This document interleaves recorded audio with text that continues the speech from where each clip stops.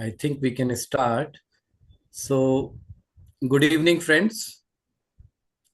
A warm welcome to all of you who have joined this webinar.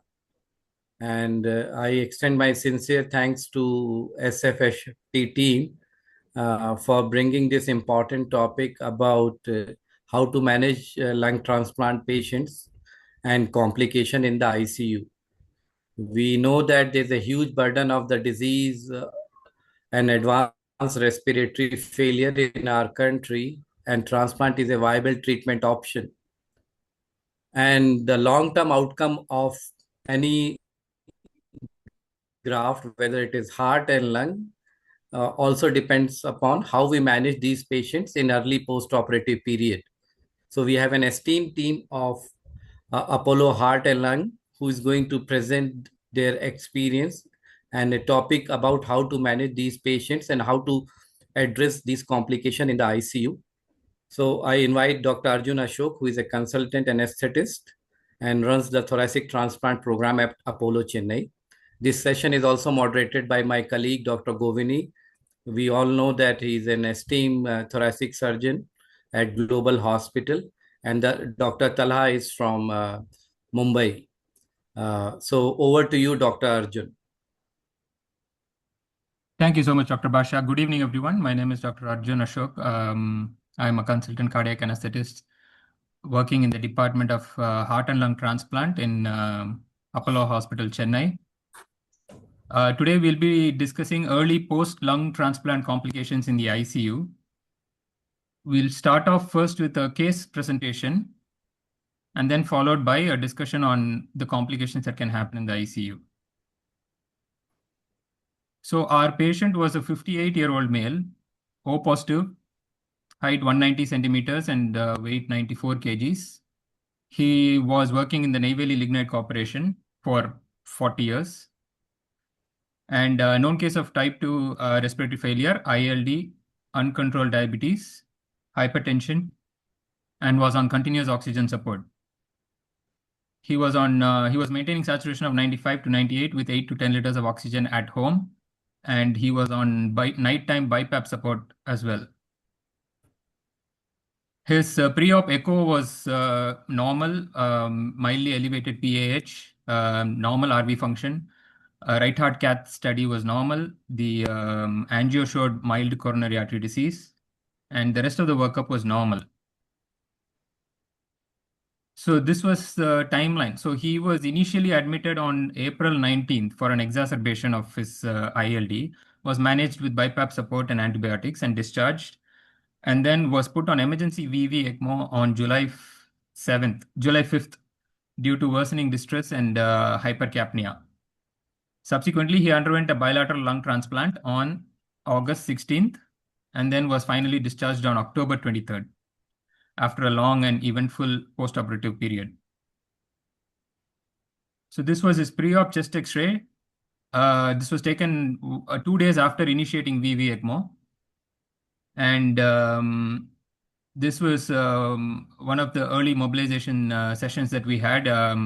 His pre-op rehab was hindered by the fact that he was obese and he had poor muscle power. So we had to use tilt tables and other equipments for mobilizing him.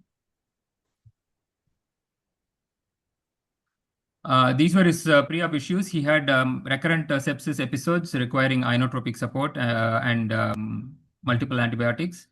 Obesity and poor muscle power was a main issue for him. He had tracheostomy bleeding. He had clots in his oxygen pump head and oxygenator requiring emergency pump change and oxygenator change twice.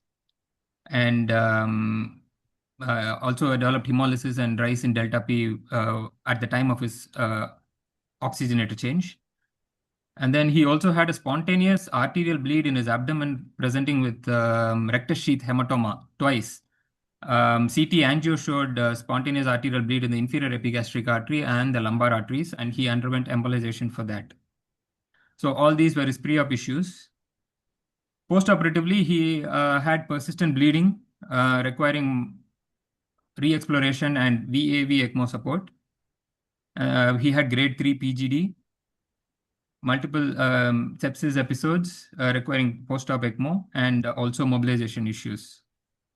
So this was POD1. He had persistent bleeding. There was a rise in the trend in lactates, and he was hemodynamically unstable, requiring escalating inotropic support. The TEG was grossly normal, so it was, and the coagulation parameters were also grossly normal. It was primarily a surgical bleed. As you can see, the lactate trend was going up. He was shifted to the ICU on VV ECMO, and then this was the timeline in the immediate postoperative period. So POD1, we took him back to the OT for re-exploration and switched to VAV ECMO because of his hemodynamic instability and rise in lactate and escalating inotropic support. POD2, chest was opened due to persistent bleeding and packed. POD3, again taken back to the OT for re-exploration. Clots were evacuated and chest was closed. And then on POD4, the VAV, once his inotropic support had come down, his hemodynamics had stabilized. The VAV ECMO was converted to VV ECMO, and he also underwent a femoral arterial repair and an embolectomy. And then finally, he was decannulated on POD6. This was bronch done on POD4. He had, initially on POD1 and 2, he had PGD3. PF ratio was less than 200 and lots of infiltrates on chest X-ray. By POD4, it had improved. There was some edema fluid in the bronch and there were some thick secretions in the bilateral lower lobes. But overall, the airways were okay by POD4. And his PF ratio had also improved. This is on the right side.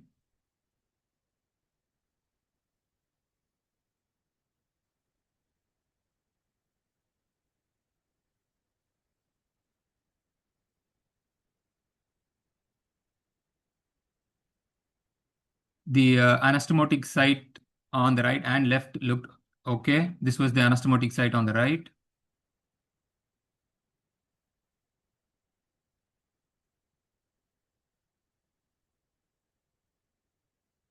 And then the left side was also similar, some PGD fluid, minimal thick secretions. Okay, so post-operatively sepsis-wise, he had multiple infections. BAL showed Pseudomonas, Acinetobacter, and Burkholderia. Blood culture grew Acinetobacter again. A wound swab showed MDR Klebsiella and Enterococcus faecium. And a donor bronchial swab showed Aspergillus. So he was treated with appropriate antibiotics and required intermittent inotropic support. This was the first day we mobilized him after surgery, POD8. He had very poor muscle power, 1/5, both upper limbs and lower limbs, and had a long and prolonged rehab period. This was the progression of his chest X-ray. This was on POD1 on VV ECMO. And then this was POD15, and this was on POD25. So by POD25, his muscle power had improved significantly. He was able to walk a few steps with minimal support. And then by POD40, he was muscle power had almost come back to normal. He was able to walk with just a crutch, and he was on intermittent BiPAP support at this point, and finally discharged on POD66. So now let's discuss the various complications that can happen in the ICU in the immediate postoperative period. So these are all the complications that can happen, a few of the complications that can happen along with the incidence and the onset. So one of the most common complications is primary graft dysfunction, PGD. Can be grade 0, 1, 2, or 3, which we'll discuss in a minute. It happens within the first 72 hours. And incidence is variable. All of these complications, incidence is variable depending on which paper we see, but the incidence is roughly 10 to 25%. And there are numerous risk factors also, which we'll discuss. Next is rejection, both acute cellular rejection and antibody-mediated rejection. Incidence is highest in the first year. Can be anytime after the 10th day within the first year. Highest by 3 to 4 months. Incidence is 17 to 28%. Bronchial dehiscence and stenosis incidence is 1 to 10%. Dehiscence happens within days to weeks. Stenosis takes a little longer. Anytime from onset is anytime from 3 to 9 months. Chest wall infection incidence is 2%. Onset is anytime in the postoperative period. Sepsis incidence is variable. Onset is at any time. Vascular complications can be pulmonary venous stenosis, which usually happens within the first 24 to 48 hours. Incidence is 1 to 15%. Pulmonary arterial stenosis within 9 to 10 days, incidence is 1.8 to 5%. Bleeding can happen, onset can happen at any time, incidence is very variable. Arrhythmias, very frequently seen in the postoperative period, commonly atrial flutter, atrial fibrillation, and SVT. Incidence is very high. And AKI also incidence is very high, multifactorial, can happen at any time. Pleural complications, pneumothorax, chylothorax, hemothorax, air leaks, incidence is 22 to 34%, and onset is at any time in the postoperative period. So we'll first look at PGD. One of the most common complications happens within the first 72 hours post-transplant. Very similar presentation to ARDS, presents as acute lung injury, hypoxia, and pulmonary edema. Has numerous risk factors, which we'll see in a minute. So this is the grading as per the ISHLT grading system. If there are no infiltrates on chest X-ray, it's grade 0. And then depending on the PF ratio, it is either grade 1, grade 2, or grade 3. If the PF ratio is more than 300, it's grade 1. If the PF ratio is less than 200, it's grade 3. And patients on ECMO are also classified as grade 3.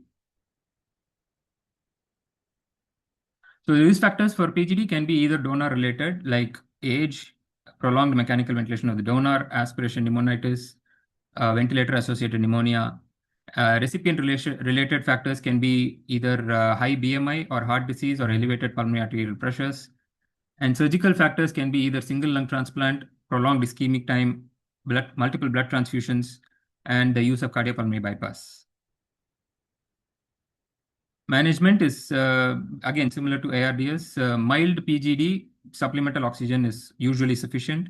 Moderate PGD, if we manage with lung protective ventilation, usually 6 to 8 ml per kg tidal volume, not allow the peak airway pressure to go above 35, PEEP of 8 to 10, fluid restriction to maintain a CVP of less than 8, and judicious use of vasopressors to maintain perfusion pressure. And then severe PGD, usually these patients will need ECMO support. Rejection can be either acute cellular rejection or antibody-mediated rejection. Acute cellular rejection is far more common. AMR is a more recent entity. Acute cellular rejection, the main component is T lymphocytes. For AMR, the main component is antibodies. A transbronchial biopsy is sufficient for diagnosing, is the gold standard for diagnosing ACR. But for AMR, you need a multidisciplinary approach. You need biopsy is not as useful as ACR to diagnose AMR. You need a combination of clinical signs, evidence of donor-specific antibodies, and tissue injury. So key diagnostic criteria for ACR is histopathological evidence of lymphocytic infiltrates on biopsy, whereas for AMR, you need donor-specific antibodies and pathological evidence of tissue injury. But the important thing to remember here is it has to be diagnosed in the absence of infection. It's always a challenge clinically in the ICU to distinguish between infection and rejection. We always have to rule out infection first, anytime there's a deterioration in the patient's clinical status. So once you rule out infection, then we can consider rejection. Treatment for ACR is fairly straightforward. Pulse dose steroids or tapered dose glucocorticoids are usually sufficient. For AMR, it's a little more complex. We need a combination of plasmapheresis, IVIG, and rituximab. So this is what a CT chest looks like for a patient. This was 2 years. The picture on the left is 2 years, 4 months post-transplant, and the picture on the right was 2 years, 6 months post-transplant, showing a rejection and worsening ground glass opacities. Sepsis infection, again, extremely common in the postoperative period. Most common culprit is donor-derived pathogens. And then community-acquired and hospital-acquired pathogens like MRSA, Pseudomonas, Enterobacter, and MDR bacteria can also be involved. And they can present as anything. They can present as pneumonia, effusions, mediastinitis, empyema, cholangitis, anastomotic leaks, dehiscence, catheter-related infections. So they can present in a variety of ways. And extremely important to remember, in the ICU, these patients will not present like typical patients who have sepsis. The clinical signs will be blunted. They may or may not have fever. They may or may not mount a response in their total count. So a high degree of suspicion and meticulous surveillance is extremely important to identify early and intervene medically or surgically as early as possible. So what is so special about the lung in as against other organ transplants in terms of susceptibility to infection? So there are multiple factors involved. The lung is exposed to the atmosphere, obviously, so far more risk of infection. Denervation that happens during surgical harvesting and anastomosis will impair their cough reflex. Abnormal airway mucociliary function also due to surgical anastomosis, and then immunosuppression, obviously. So all these factors combine to significantly increase the risk of infection for lung transplant patients in particular. Now, this re-innervation and the cough reflex is usually back to normal by 12 months. And mucociliary function will also start to improve by 6 weeks and back to near normal by 5 to 6 months. So in that period, these patients are more susceptible due to difficulty in clearing their secretions. Now, airway complications. So they can be either ischemia necrosis, bronchial stenosis, dehiscence, and bronchomalacia or tracheomalacia. Now, airway complications, especially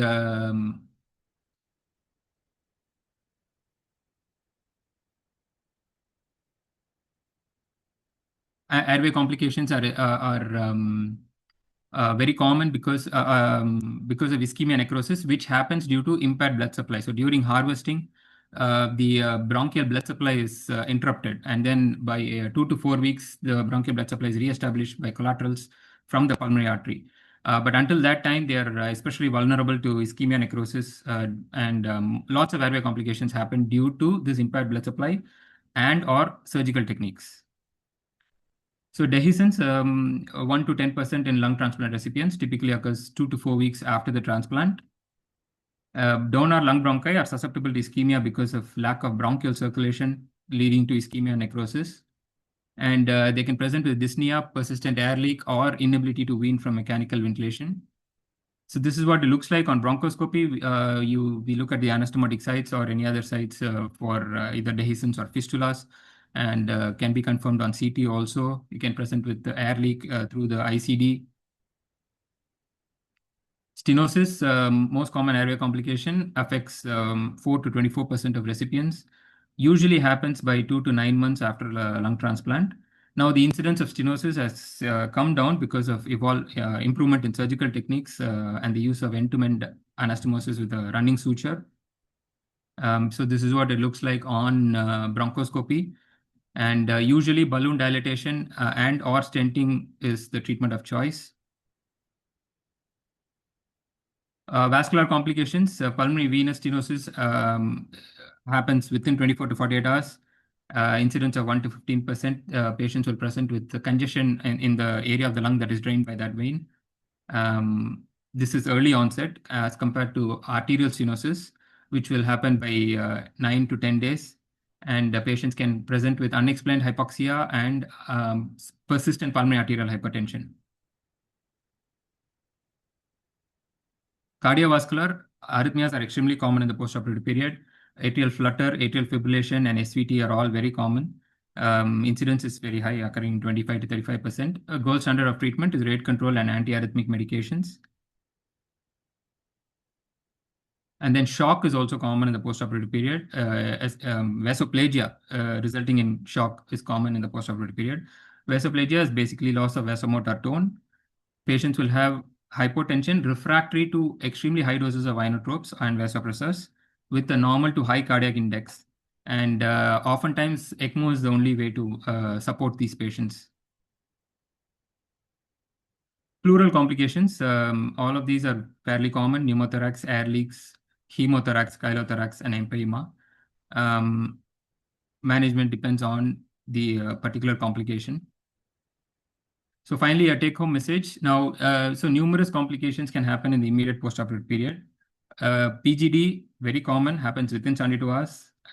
Three grades are there, and the most severe form of PGD is usually supported with ECMO. The management is with diuresis and lung protective ventilation. Treatment is similar to ARDS. And remember, lung is extremely susceptible to infection. Very important to diagnose it early and intervene early, keeping in mind that the normal clinical signs of sepsis will be blunted in these patients. It is always a challenge to distinguish between infection and rejection. We always try to rule out infection before considering rejection, and a lot more patients die due to sepsis than due to rejection. And airway complications happen due to ischemia or necrosis, which happen because of obstruction in the blood supply due to impairment of the blood supply that happens during harvesting. And until the blood supply is re-established, in fact, ischemia necrosis can happen and result in airway complications. Thank you. Thank you, Dr. Arjun, for such a detailed and elaborate discussion and management of patient in post-operative care.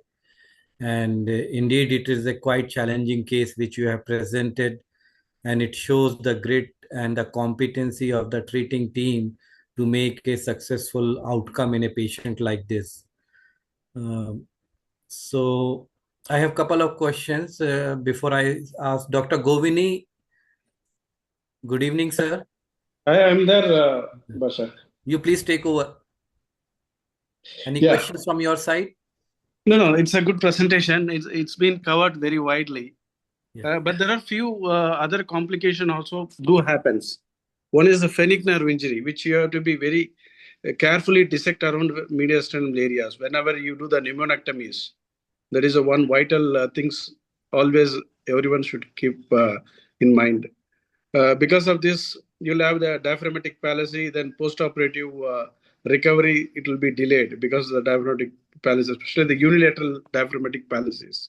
So that is other important things we have to keep it in mind. In fact, you had a lot of infection in the initially. It's good that patient had a very good recovery in the end of the day, and congratulations for that. Yes, sir. The pre-op and post-op, he had multiple recurrent episodes of sepsis. Do you think it is a donor-derived or it is a hospital-acquired? It was donor-derived, sir. His aspergillus was donor-derived. His initial Acinetobacter was also donor-derived. Okay. Anyway, it's a good outcome, but it's highly challenging, especially because of the high BMI. Yes, sir. High BMI, because his obesity. Yes, sir. 5 kgs. Yeah, so his rehab took a very long time. Okay. And he needed ventilator support also for a long time. That's right. And pre-operatively, he was on ECMO support. Yes, sir. That is also one of the reason for he had a lot of infection in the immediate post-operative period. Yes, sir. He's a diabetic? Yes, sir. He's a diabetic. Okay.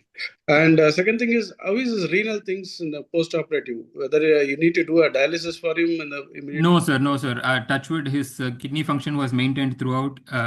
Even when he had lots of blood loss and hemodynamic instability, his his renal function was maintained. We never needed dialysis.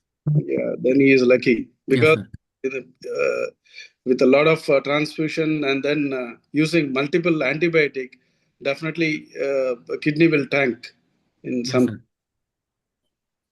Okay. Anything, Basha, from your side? Yes. Yes, so I have two questions specifically. So Arjun, this patient, as Dr. Govini pointed out, is quite tall, 190 centimeter BMI on the over. Did you face any challenges, or you want to discuss how to maintain the flow? Do you feel any challenges when such a tall patient with BMI? Any difficulties, and how to get a suitable donor organ? And what was the ILD? Was the diagnosis? Anything came on explant lung biopsy, histopathology? Oh. Sir, when you ask about flow, you mean the ECMO flow? Yes, because it's quite 190 Yeah. centimeter, especially when you are doing VA. VV may be easy. We were able to maintain flow, sir. I mean, other than the replacing the blood loss during the postoperative VAV ECMO, which was only for 2 days, we were able to maintain flow. We had inserted adequate size cannulas for VV ECMO, so flow was okay. It was not an issue. Um, what was the other? I'm not sure what the histopathology report was. I can look that up for you. Okay. So, Dr. Govini, so how you will do size matching in such a patient who's tall, ILD? What things you will look besides the predicted TLC? Yeah, most of the time we will not have much of the time. Whether we get it, that's all. Uh, Yeah. it's, But how you will plan the size matching, and what goes in your mind when you are putting that in lung, how to adjust that things to address those things. See, first thing is we look into the donor and the recipient BMIs and the chest X-rays or CT is available. We'll Yes. will kind of matching of this. And then once the organ comes to the OR, we look at the chest cavity of the recipient and then lung size in inflated way. And definitely we'll have some kind of a clue whether this is going to implant or it's going to, we can able to accommodate this or not. Second thing is, even if there is a small, little bit higher size, you can wait for it. Actually, either you can open the chest and keep it. Once edema, everything settles down, probably you can take it for the next day, close it. Or otherwise, you can resect it. Probably the peripheral resection can be done. Or if it is more than 20% of the mismatch is there, you can do the lobectomy after implanting or before implanting. Either way, we can do that. Yeah, I think this is one of the most difficult aspects, and nobody knows unless that lung arrives, because patient is tall and he's having ILD. So you lot of things happens when Yes. really you see that donor lung arrives to the scenario. Uh, and Dr. Arjun, what is your policy, or Dr. Govinibo? Every center has its own protocol. Do you think that, do you believe in induction? And if yes, what you are using for induction agent? Normally at NH, we are shying away from giving any induction in terms of basiliximab or anything. We just go for cross match CDC, and if it is negative, we are just giving, we are not giving any induction except tacrolimus and low dose MMF. Yeah, it's a different schools of thoughts actually. Yes, It's a center preference. Some centers they wanted to with the basiliximab, some yes, centers they want ATG, and some yes, centers there is no induction. It's like correct. what is the surgeon or the pulmonologist prefer to do with this. Again, if there is high PRA level, then there are centers which they give the induction with the ATGs, especially between less than 20 to 30, then they'll go for this. But our center, we prefer to go with the basiliximab as an induction, and then solumedrol before releasing the clamp on the both sides. And Arjun, in your center? Same thing, sir. Basiliximab and solimetrol, not for all patients, only for Hmm. sensitized patients and high-risk patients. Dr. Pradeep doesn't use it for all patients, but Yeah. basiliximab and solimetrol predominantly. Mhm.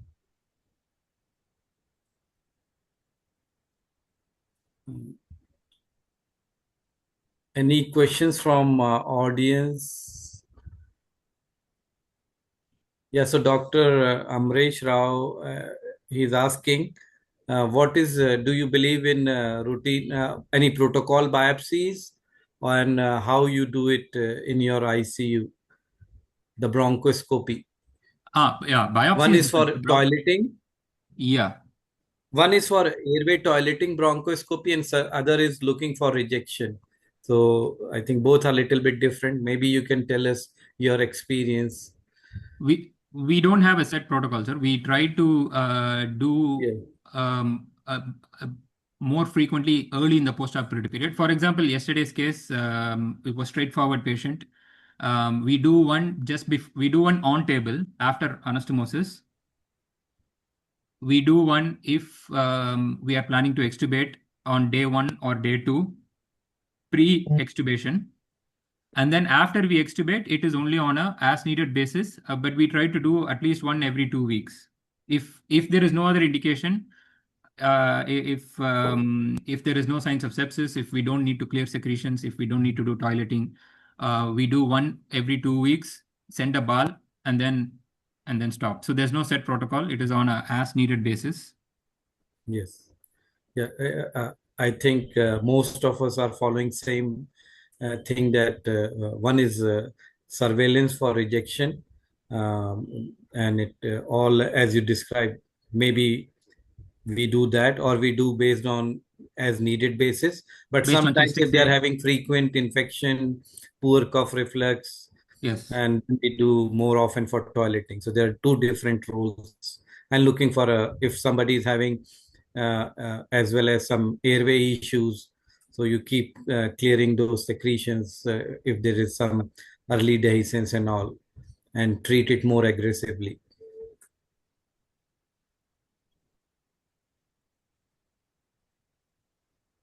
Somebody had asked, is your choice to transplant on ECMO only, or you consider off pump as well?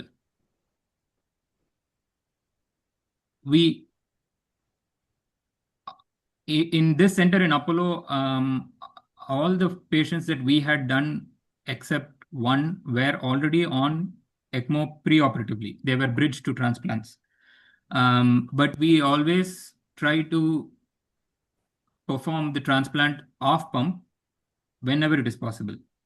ECMO is only instituted if the patient has a severe RV dysfunction or will not tolerate one lung ventilation or any other indication. But our goal is to do the transplant off pump. And the last one we did was off pump. He was a well-preserved patient with good RV function. He tolerated one lung ventilation adequately, and the surgery was done off pump. Dr. Govini, how's your experience? It's again the surgeons, the center and the surgeon's preference, and confident on the anesthetic. Correct. So, yes. Able to manage off pump, definitely that will be a fantastic thing to do it. Actually, our center, we do almost 30 to 40% of the transplant off pump. Again, it depends upon the recipient numbers also. Like if the patient has got the severe pH, or the patient has got the hemodynamic instability. Normally, what we do is we just do a trial clamping before deciding on the ECMO support, on pump, on table ECMO support. Like we'll clamp the pulmonary artery, whichever side we are going to do it. If there is a rise in PCO2, and there is a drop in pressure levels, and there is a high pH going up, then that is the time we'll go on pump, and then we'll do that normally. Yeah, I think that's an important message to all the members who are there, that the sooner the patient is referred to a transplant center when he is in reasonably preserved state, not having significant pulmonary secondary group 3 pulmonary hypertension and RV dysfunction, it is easier for a treating surgeon and anesthetist to do it off pump. And definitely off pump makes a huge difference. There is less complications in terms of recovery, and bleeding. yes, sir. Yeah. So that's why one of the message that please get them referred to a transplant center, at least start having a discussion. By the time, still 50% of the patients, when they come to us, they're already quite sick, requiring ECMO or 10 liters of oxygen, not able to participate in rehab. So it should start earlier. And it also gives team to pick and choose the ideal size match and avoiding taking marginal donors instead of uh, just ideal donor difficult, but at least we can avoid some major size mismatch or low PF ratios or infection sometimes. So we can pick and choose our donor organs also if patient is doing relatively stable.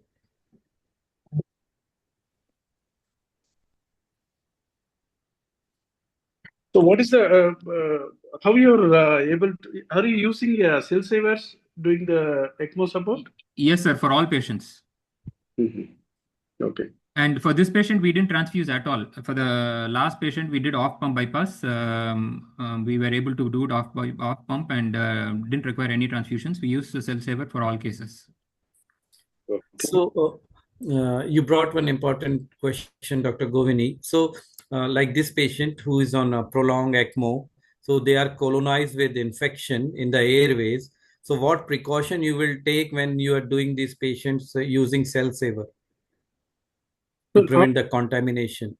I think, And especially another message will be like somebody has bronchiectasis, those who are already colonized. Yeah, see, normally what we'll do is if there is only issue when you do the bronchus resection, then not to use your cell savers. Rest of the areas, I think you can use it. That is not an issue at all. Yeah. So we have to be careful. One, as you said, that bronchial and somebody known to have pleural infections like bronchiectasis and all. No, What will be your strategy in that case? there is a frank infection, like patient has a diffuse infection or abscess within the pleural cavities, and better to avoid it. But most of the cases may not have this kind of issues, except there is a frank pus in the pleural cavity. I think rest once we explant it, during implantation also you will have bleeding issues. So you need to use certain times in those areas. Correct. Only thing is, I had a recent problem. Like patient was on ECMO, and he was colonized with the MDR bug, and immediately at 3 days, it came in his blood post surgery. So This is unavoidable. okay. So Dr. Talha has raised an important question. How you diagnose pulmonary vein stenosis and how often you see? I have not seen any case of pulmonary vein stenosis. The incidence is also very rare. We make sure that once the reanastomosis is reperfusion is done and the anastomosis is done on table, on transesophageal echo, we check the pulmonary vein flow, both right side and left side, and make sure there is no stenosis, make sure the flow is adequate and not turbulent. But I've never seen it. Diagnosis is by CT, where you can see edema and congestion on the side of the lung that is drained by the pulmonary vein. I would say as opposite, your point is valid. Like CT scan and all raises a suspicion, but you do diagnosis by TE only.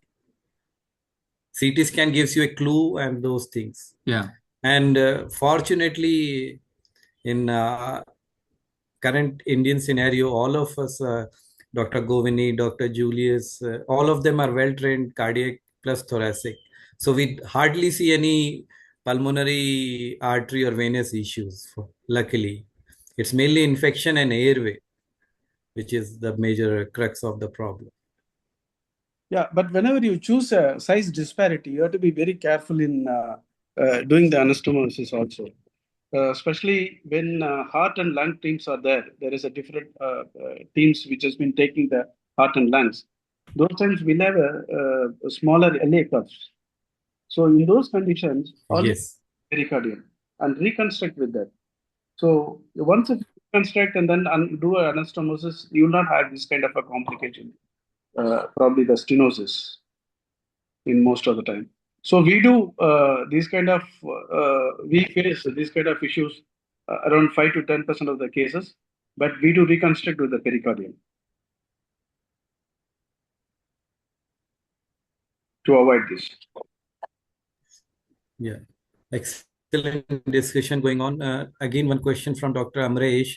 He's asking, do you use nitric oxide? I think it can be divided into two parts. One is, do you use nitric oxide routinely when you are doing off-pump surgery in intra-op? Second is, what is the role of nitric oxide in immediate post-operative period when you are having PGD? All our patients are on nitric after reperfusion. When the lungs are, when the clamp is off and we start perfusing and ventilating, all of them are on nitric, at least for the first 2 days. Once the PA pressure comes down from the preoperative value, we slowly start tapering off nitric oxide. For this patient, the one we did a couple of days back, by day 1, PA pressure was less than, mean PA pressure was about 20. But if they continue to have persistent PA pressure, we do use it for a couple more days. But all patients are on nitric oxide in the postoperative period, and we keep it until the PA pressure is reduced. And do you use routinely PA catheter? Or on We case haven't been basis? able to use it in the patients who were on ECMO preoperatively because there's already a cannula there. But we use it in all patients, normal patients who are not on ECMO. We place a PA catheter and we use it to monitor cardiac output and PA pressure in the postoperative period. No, probably it is a good tool to use it in outcomes. That gives a value where we have to step in actually for ECMO or not. So I think off-pump surgery, it is a better way of using it. Yes, sir. We use it in all off-pump cases. And how we manage the pain? So all of us are doing clamshell, or you do, Dr. Govini, sternal sparing? And how do you? What is your protocol? At NH, we are using initially sometimes epidural if it is done off pump, but if it is on pump, then bleeding issues, then paravertebral block sometime is being used at our place. What is the protocol at Apollo and global team? All patients get clamshells, or except one Yes. 78-year-old male who had sternal sparing. But we use only IV sedation. We don't use any blocks, no epidurals. And it is sufficient for almost all our patients. IV fentanyl, IV paracetamol is usually sufficient. A little bit of dexmedetomidine. Dr. Govini, your place? Yeah, see, again, it depends upon the patients. The patient is having a good chest and other things. We do the bilateral anterolateral incisions. Or almost 80% of the time, we prefer to use clamshells. 20% we go on the bilateral anterolateral thoracotomy incisions. And pain management? Pain management, regularly we use regular medication only. No any this thing. No epidural or nothing. Epidural is difficult to place. Correct. And especially, yeah, bleeding risk, and if complication happens, then you're difficult to manage those things.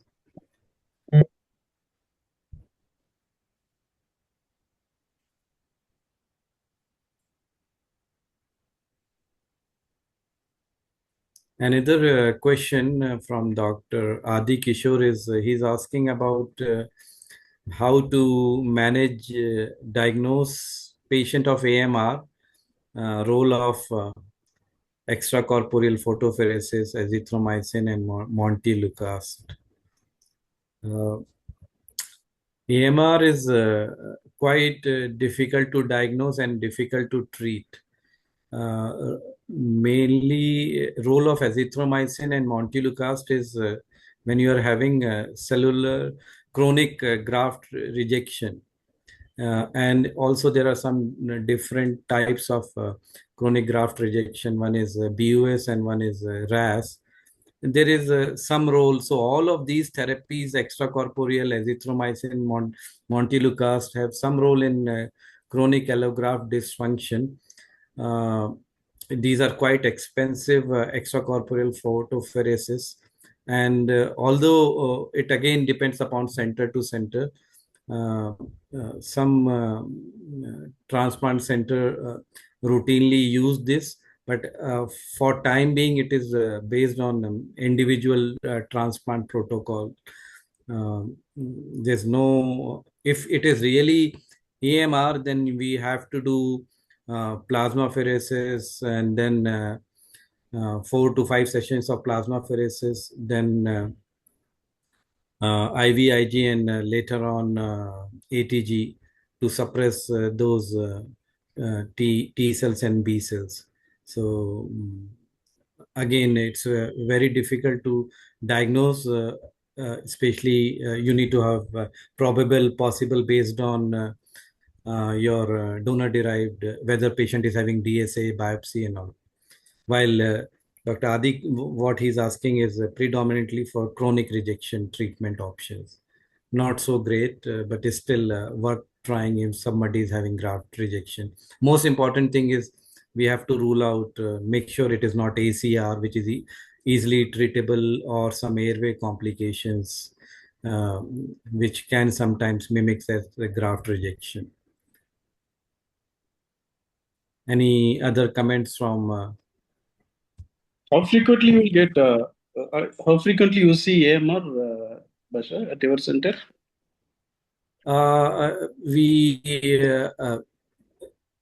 mainly we are not doing because they get transplant and then they go to other place. So not more than 5% cases we are able to pick AMR. Mainly it is they are doing well. They are in their native place at 6 to 8 months.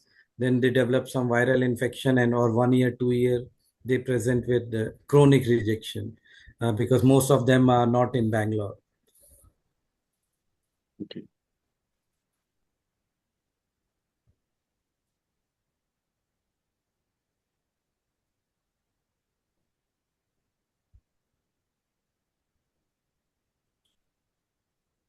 Any other questions from audience? So we got a message from Doctor that it is difficult for Pradeep to attend this meeting.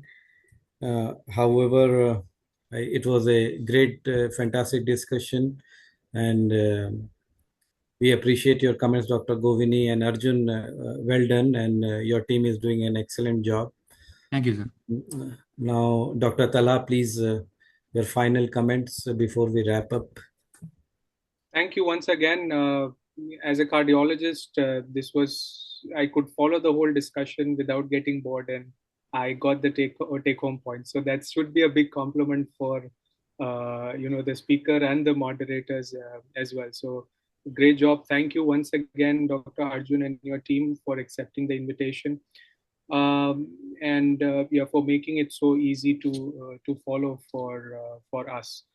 I think that concludes the presentation. Before we end the session, I would just like to make an announcement about our next webinar, which will be on the 6th of December. We'll be switching gears back to advanced heart failure and cardiac transplant. This will be a special webinar in collaboration with the STS, Society of Thoracic Surgeons based in America, and we'll be joined by some renowned surgeons from University of Minnesota, Dr. Ranjit John, who's the chief of surgery there.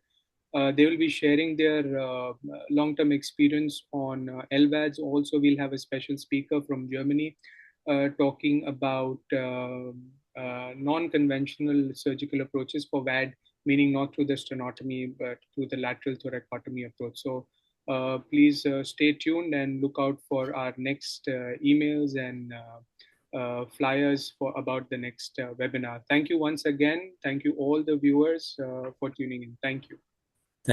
Thanks, Tala, for doing such a work, and it requires a lot of effort. So when it is going to be under STS, timing will be different, I assume?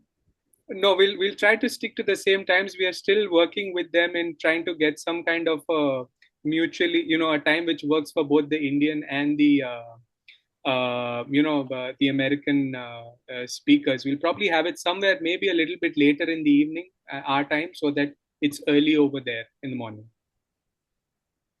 Sure.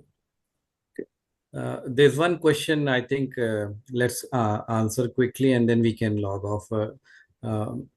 How the question is about workup for protocol. Ultimately, it is same across all solid organ. What you have three important questions which we have to address, that it is a progressive disease and there is no viable other medical or any treatment option left. Second is what are the comorbidities which can affect post-operative period, and third is not to miss any malignancy, because it is a catastrophe, and any malignancy it multiplies 10-15 times more faster rate with immunosuppression. So do your due diligence and do active screening looking for these things. Otherwise we can share later on in details. Thank you very much, and we appreciate the effort of all the speakers and audience also. Have a nice day. Good night. Thank you. Thank you. Thank you.